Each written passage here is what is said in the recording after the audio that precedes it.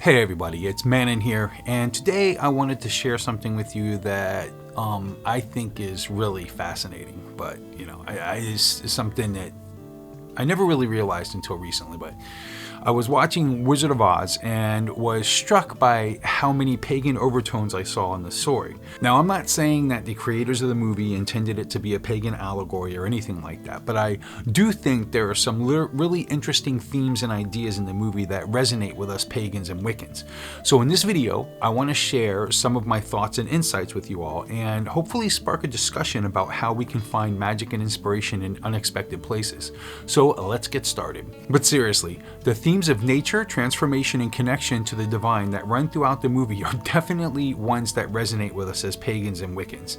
Now, I haven't read the book, so I can't talk much about that, but I, have seen the movie since I was a kid, and, always celebrated it, always loved it when it was coming out. My dad would make the old-fashioned chocolate pudding, on that night that it was going to come out. Remember the kind that, you had to cook and you put it in the refrigerator and it would have that skin that formed at the top, not like today's stuff. But anyway, and as pagans, let's not forget about the importance of intuition and trusting in our own power, something that Dorothy learns throughout her adventure. Now, I'm not saying that The Wizard of Oz was intended to be a pagan allegory or anything like that, like I said earlier. But as a wise witch once said, magic is where you find it. And I think there's definitely some magic to be found in this classic film.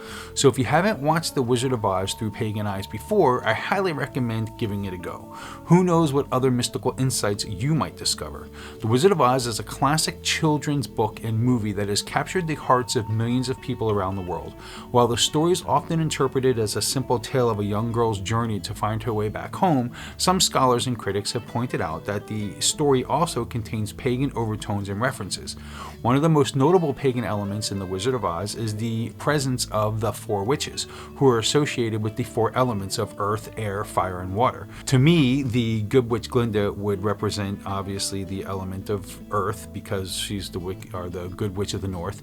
The wicked witch of the west would be water, again because she gets corrupted by water and whatnot, and it's the Wicked Witch of the West. The Wicked Witch of the Wicked Witch of the East would be air, and the Good Witch, I think it's the Good Witch of the South, would be fire. Commonalities. This connection to the elements is a common feature of pagan religions and beliefs.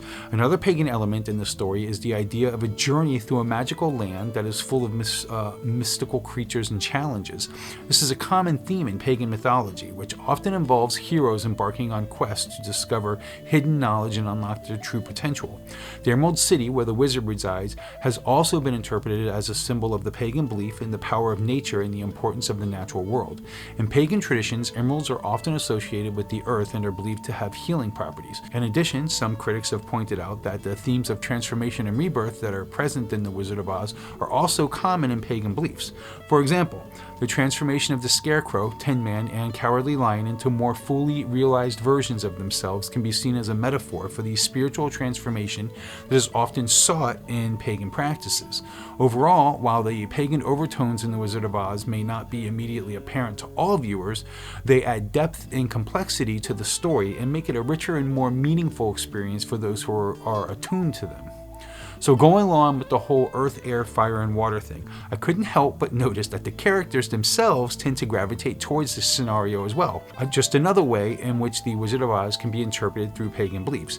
As mentioned, the Scarecrow can be associated with the element of air and represents intellect or the mind. Throughout the story, he seeks a brain, which can be seen as a symbol for knowledge or wisdom. Similarly, the Tin Man can be associated with the element of water and represents the heart or emotions.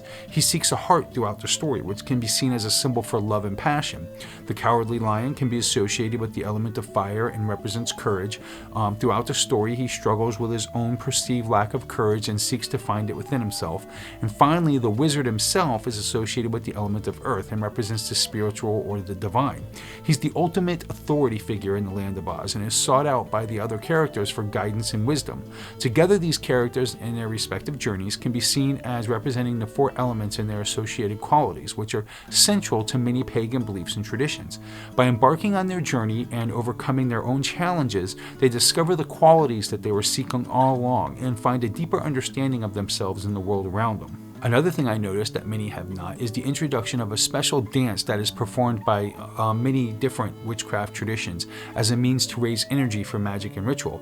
This dance is called the Grapevine. The Grapevine Dance that the characters perform while traveling down the yellow brick road can also be interpreted as having pagan overtones. The Grapevine Dance is a traditional folk dance that has been performed for centuries in many different cultures around the world, and it's often associated with fertility rituals and the celebration of nature. In pagan traditions, the grapevine is a powerful symbol of the cycles of life, death, and rebirth.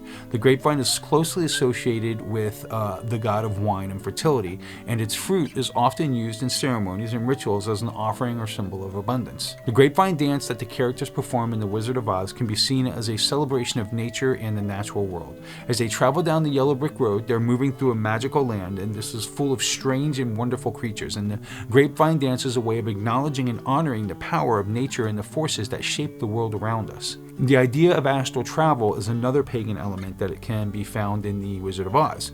Astral travel is also known as astral projection or out-of-body experiences, and it's the idea that the consciousness or spirit can leave the physical body and travel to other realms or dimensions. In the story, Dorothy's physical body remains in Kansas, but her consciousness or spirit travels to the land of Oz through a dreamlike experience. This can be seen as a metaphor for astral travel or other similar mystical experiences where the spirit or consciousness is able to travel beyond the physical body and into other realms. The concept of astral travel is a common theme in many pagan and esoteric traditions, which often involves practices such as meditation, visualization, lucid dreaming to achieve a state of heightened awareness or altered consciousness. By traveling beyond the physical body, practitioners seek to explore the mysteries of the universe and gain deeper insights into the nature of reality. In The Wizard of Oz, Dorothy's journey to Oz represents a similar quest for knowledge and understanding as she encounters a wide range of magical beings and experiences along the way. Ultimately, her journey leads her to a deeper understanding of herself and to the world around her as she discovers that the power to achieve her goals was within her all along. Another interesting thing that happens in the story is that Dorothy is asked by the wizard to click her heels together in order to return home, to her physical body, so to speak. It's been a common knowledge in the astral projection circles that in order to return to your body when projecting, it's as simple as looking at your feet or concentrating on your feet. Interesting how this action correlates with Dorothy's heel tapping with the red ruby slippers. There are many other pagan overtones and symbols that can be found in The Wizard of Oz. Here are a few more examples.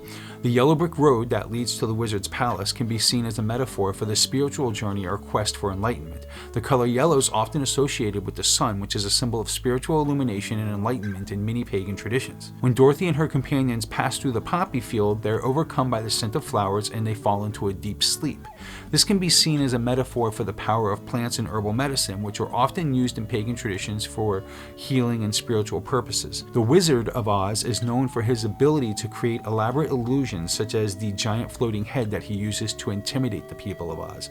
This can be seen as a metaphor for the power of perception and the ways in which our beliefs and perceptions can shape our reality. The Munchkins, who are the first creatures that Dorothy encounters in Oz, can be seen as a representation of the fairy folk or nature spirits that are often associated with pagan traditions. They are depicted as small, whimsical creatures who inhabit the natural world and have their own unique culture and customs. The Emerald City, with its gleaming green towers and walls, can be seen as a metaphor for the power of nature and the importance of the natural world in pagan beliefs. The color green is often associated with growth, abundance in the natural world, and the emerald is a powerful symbol of earth and its energies. The Wizard of Oz is a rich and complex story that can be interpreted through many different lenses and perspectives, including pagan beliefs and traditions. The many symbols and themes woven throughout the tale help make it a timeless classic that continues to captivate and inspire audiences around the world.